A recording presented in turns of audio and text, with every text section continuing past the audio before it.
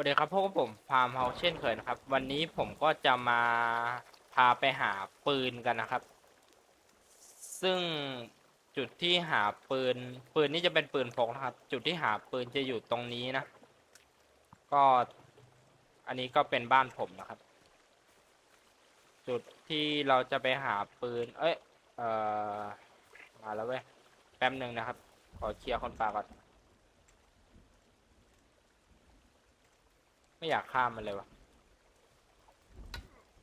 เฮ้ยเฮียบล็อกเราได้ด้วย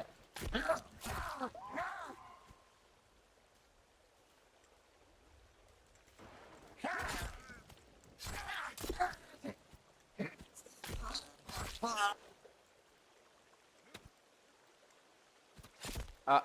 โอเคมาต่อกันนะครับก็จุดหาปืนจะดูภาพไว้นะครับมันจะเป็นแบบนี้นะผมจะพูดยังไงดีวะมันจะเป็นแม่น้ำแบบนี้ครับแบบในแผนที่ผมเลยแล้วก็ปืนจะอยู่ตรงเต็นท์สีแดงด้านหน้าครับ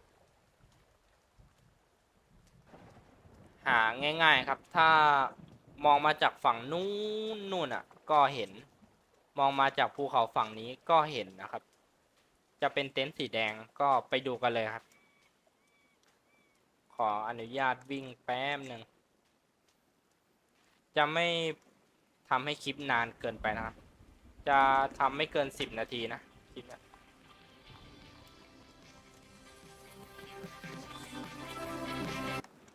ปิดเพลงก่อนรำคาญมาก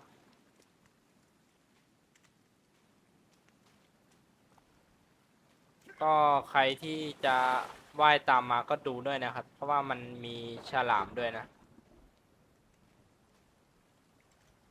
อ่ะไปกันเลยครับ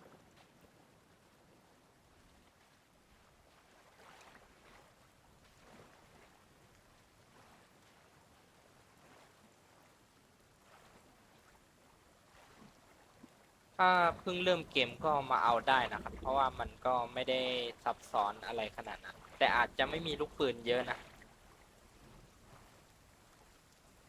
ไปดูกันเลยขอว่ายแป๊บนึงเอ่อ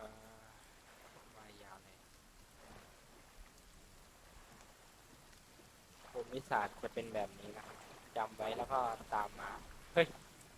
เกมคุณภาพนะไปขึ้นเรือไปเลย